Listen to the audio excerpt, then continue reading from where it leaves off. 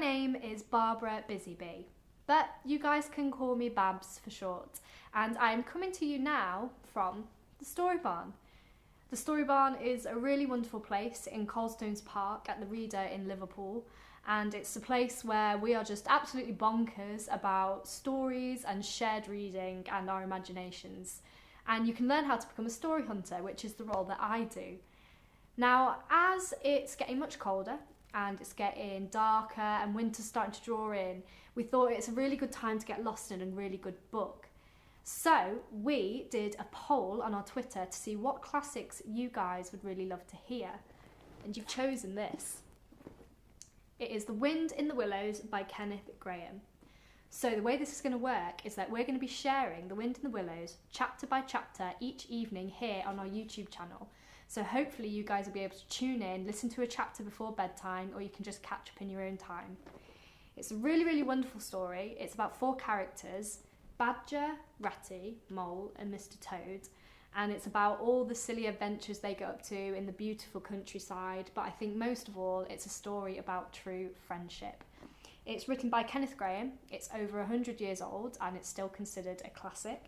Kenneth Grahame was a Scottish writer, and it's said that some of the structure came about because he used to write bedtime stories for his son.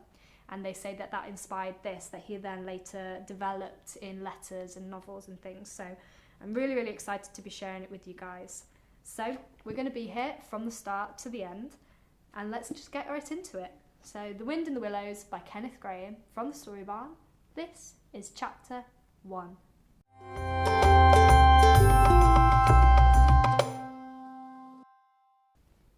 Chapter 1, The Riverbank. The mole had been working very hard all the morning, spring cleaning his little home.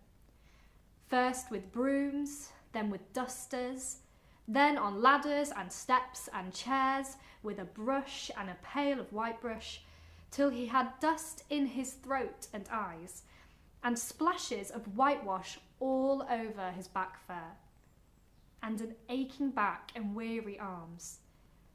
Spring was moving in the air above and in the earth below and around him, penetrating even his dark and lowly little house with its spirit of divine discontent and longing. It was small wonder that then he suddenly flung down his brush on the floor, said brother and oh blow, and also hang spring cleaning, and bottled out of the house without even wanting to put on his coat. Something up above was calling him imperiously, and he made for the steep little tunnel which answered in his case to the gravelled carriage drive owned by animals whose residencies are nearer to the sun and air. So he scraped and he scratched and he scrabbled and scrooged, and then he scrooged again and scrabbled and scratched and scraped, working busily with his little paws and muttering to himself, up we go, till at last, pop, his snout came out into the sunlight, and he found himself rolling in the warm grass of a great meadow. This is fine, he said to himself.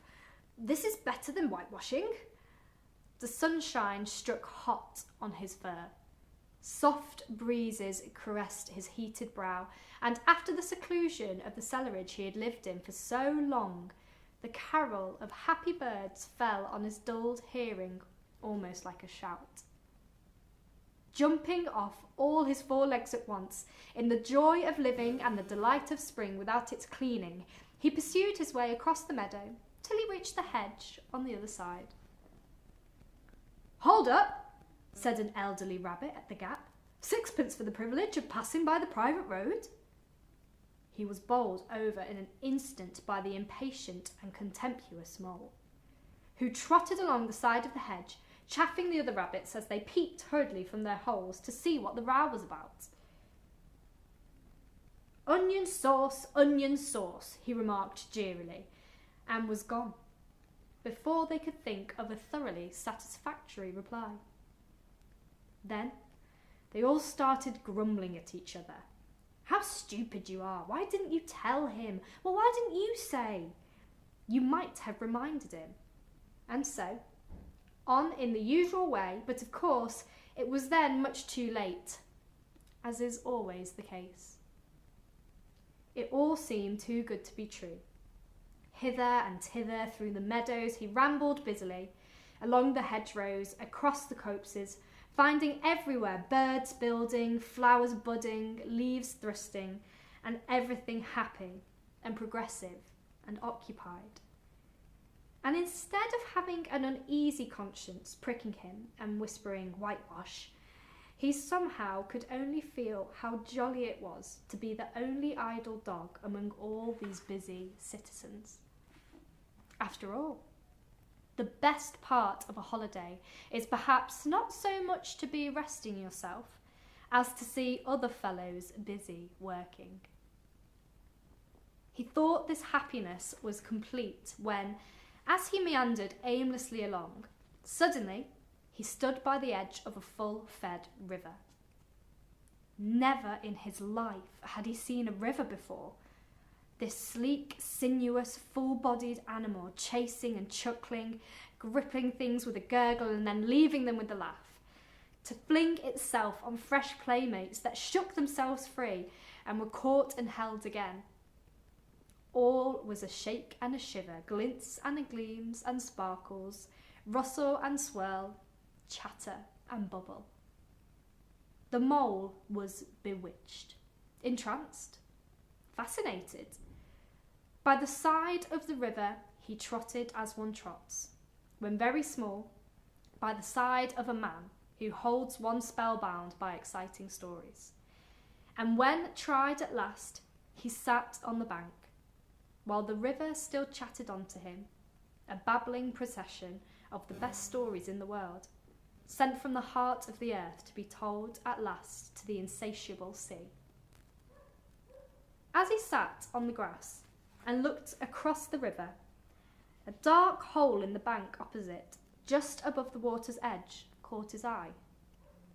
And dreamily, he fell into considering what a nice, snug dwelling place it would make for an animal with few wants and fond of a riverside residence, above flood level and remote from noise and dust. As he gazed, something bright and small seemed to twinkle in the heart of it, vanished, then twinkled once more like a tiny star. But it could hardly be a star in such an unlikely situation, and it was too glittering and small for a glowworm. Then, as he looked, it winked at him, and so declared itself to be an eye, and a small face began gradually to grow up around it, like a frame around a picture. A brown little face, with whiskers. A grave, round face, with the same twinkle in its eye that had first attracted his notice.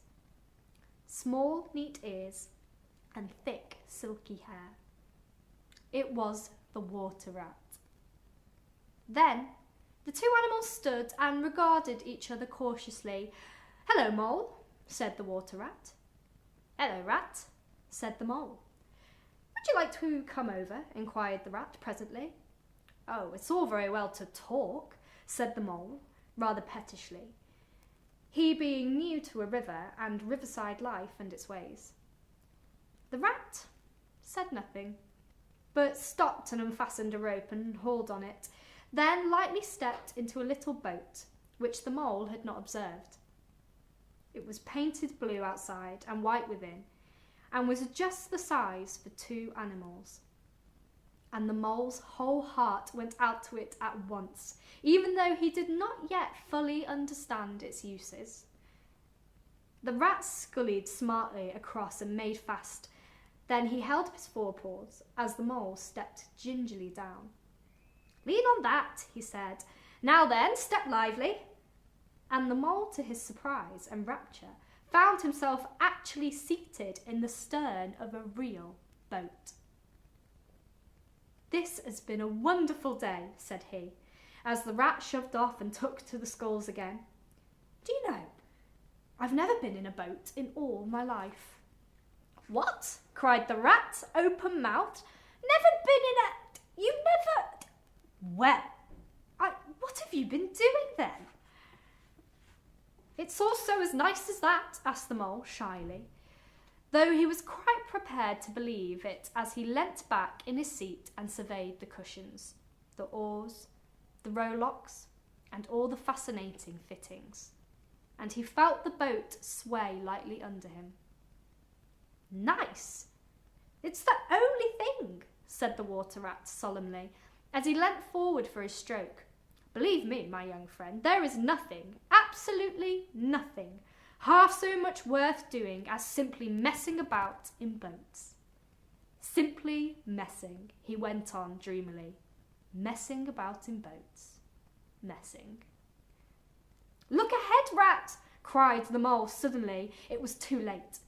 The boat struck the bank full tilt.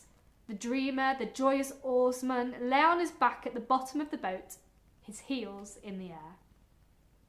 About in boats, or with boats, the rat went on composedly, picking himself up with a pleasant laugh. In or out of them, it doesn't matter. Nothing seems really to matter. That's the charm of it. When you get away, or whether you don't, whether you arrive at your destination or whether you reach somewhere else, or whether you never get anywhere at all, you're always busy, and you never do anything in particular. And when you've done it, there's always something else to do, and you can do it if you like, but it's much better if you don't. Look here, if you've really nothing else on hand this morning, supposing we drop down the river together and have a long day of it. The mole wagged his toes from sheer happiness, spread his chest with a sigh of full contentment, and leaned back blissfully into the soft cushions. What a day I'm having, he said. Let us start at once. Hold hard a minute then, said the rat. He looped the painter through a ring in his landing stage, climbed up to his hole above, and after a short interval reappeared, staggering under a fat wicker luncheon basket. Shove that under your feet, he observed to the mole, as he passed it down into the boat. Then he untied the painter and took the sculls again. What's inside it? Asked the mole, wriggling with curiosity. There's cold chicken inside of it, replied the rat briefly. Cold tongue, cold ham, cold beef, pickled gherkin, salad, French rolls, screens and and... This is all written in one sentence. Let me try again. Cold tongue, cold ham, cold beef, pickled gherkin, salad, French rolls, sandwiches, spotted meat, ginger beer, lemonade, soda water. There we go, we got it on the second try. Oh, stop, stop, stop, cried the mole in ecstasies. This is too much. Do you really think so? Inquired Rat seriously. It's only what I always take on these little excursions, and the other animals are always telling me that I'm a mean beast, and I cut it very fine. The mole never heard a word he was saying, absorbed in the new life he was entering upon, intoxicated with the sparkle, the ripple, the scents and the sounds and the sunlight. He trailed a paw in the water and dreamed long walking dreams. The water rat, like the good little fellow he was, sculled steadily on and forbore to disturb him. I like your clothes awfully, old chap, he remarked, after some half an hour or so had passed. I'm going to get black velvet smoking suit for myself one day, as soon as I can afford it. I beg your pardon, said the mole, pulling himself together with an effort. You must think me very rude, but all this is so new to me. So this is a river? The river, corrected the rat. And you really live by the river? What a jolly life. By it, and with it, and on it, and in it, said the rat. It's brother and sister to me, and aunts, and company, and food, and drink, and naturally washing. It's my world, and I don't want any other. What it hasn't got, it's not worth having. And what it doesn't know is not worth knowing. Lord, the times we've had together, whether in winter or summer, spring or autumn, it's always got its fun and its excitements. When the floods are on in February and my cellars and basements are brimming with drink that's not good to me, and the brown water runs by my best bedroom window, or again when it drops away and shows patches of mud that smells like plum cake, and the rushes and weeds clog the channels, and I can potter about dry shod over most of the bed of it, and find fresh food to eat, and things careless people have dropped out of their boats. But isn't it a bit dull at times? The mole ventured to ask. Just you and a river, and no one else to pass word with. No one else to, well, I mustn't be so hard on you, said the rat with forbearance. You're new to it, and of course you don't know.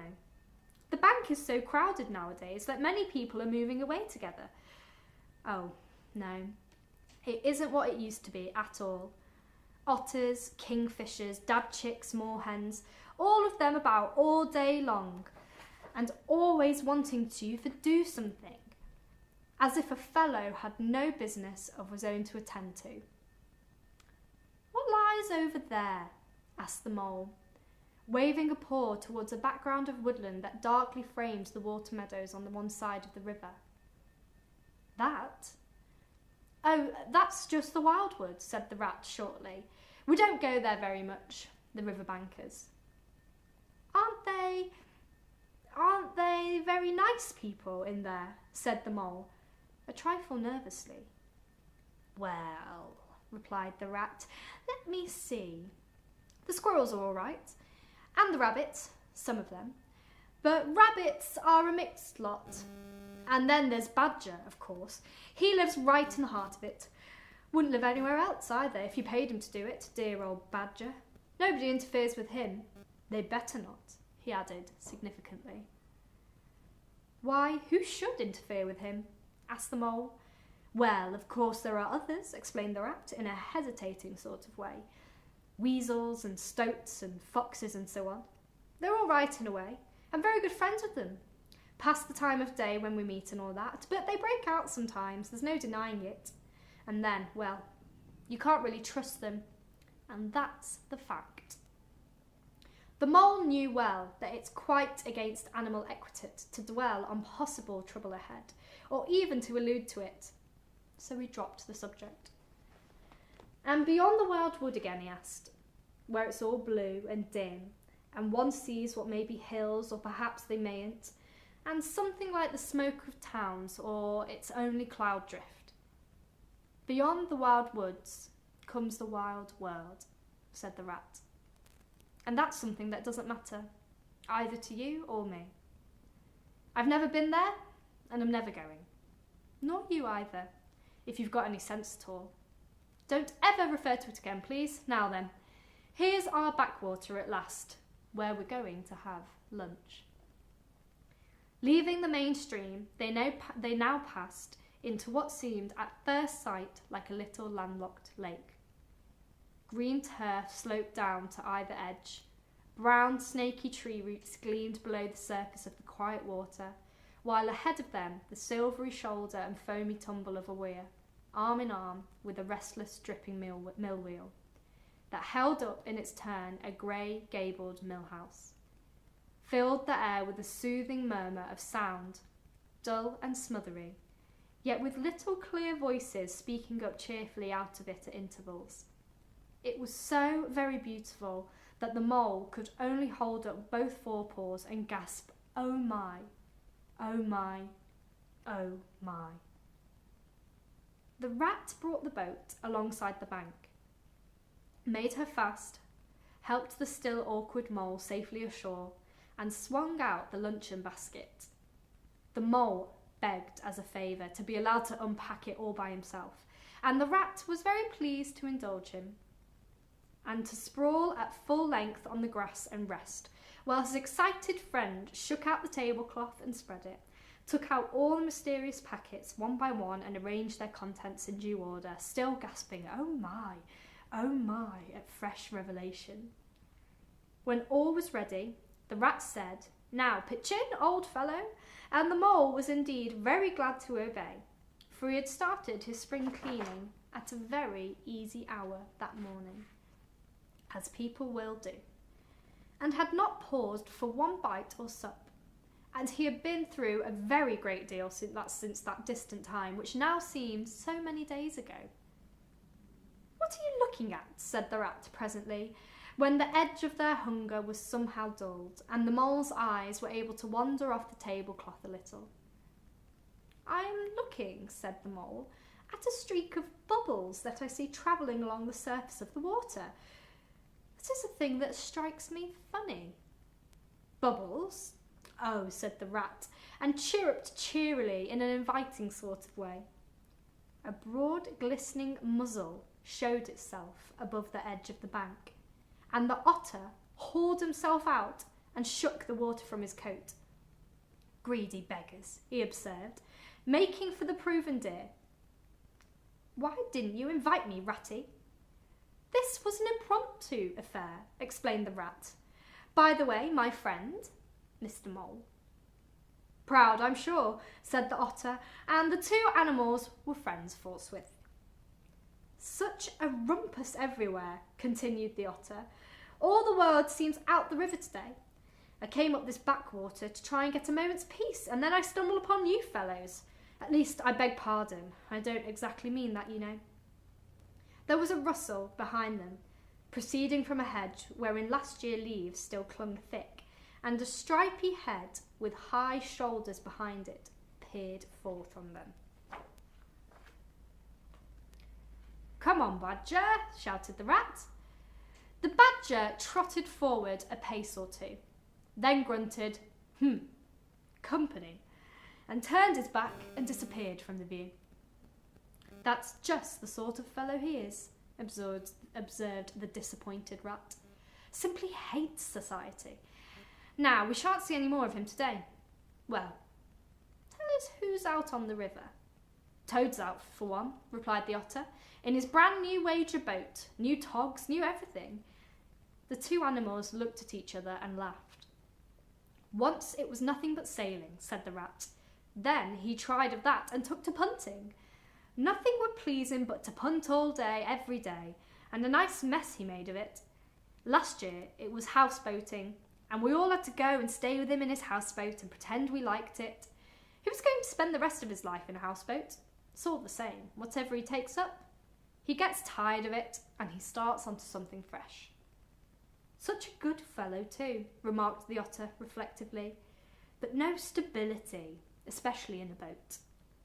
From where they sat, they could get a glimpse of the main stream across the island that separated them, and just then a wager boat flashed into view. The rower, a short, stout figure, splashing badly and rolling a good deal, but working its hardest. The rat stood up and hailed him, but Toad, for it was he, shook his head and settled sternly into his work. "He'll be out of the boat in a minute if he rolls like that," said the rat, sitting down again. "Of course he will," chuckled the otter.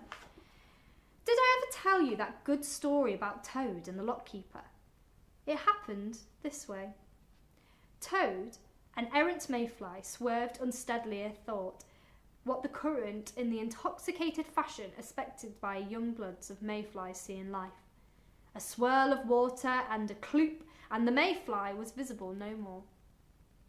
Neither was the otter. The mole looked down. The voice was still in his ears, but the turf whereon he had sprawled was clearly vacant.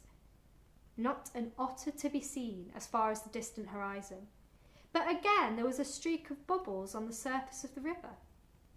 The rat hummed a tune, and the mole recollected that animal etiquette forbade any sort of comment on the sudden disappearance of one's friends at any moment, for any reason or no reason whatsoever.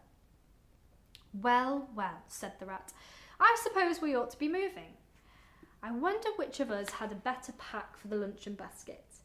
He did not speak as if he was frightfully eager for the treat. "Oh, please let me," said the mole. So, of course, the rat let him. "Pack Packing the basket was not quite such pleasant work as unpacking the basket. It never is. But the mole was bent on enjoying everything, and although just when he had got the basket packed and strapped up tightly, he saw a plate staring at him from the grass. And when the job had been done again, the rat pointed out a fork which anybody ought to have seen, and last of all, behold, the mustard pot, which he had been sitting on without even knowing it. Still, somehow, the thing got finished at last without much loss of temper. The afternoon sun was getting low as the rat sculled gently homewards in a dreamy mood, murmuring poetry things over to himself and not paying much attention to Mole.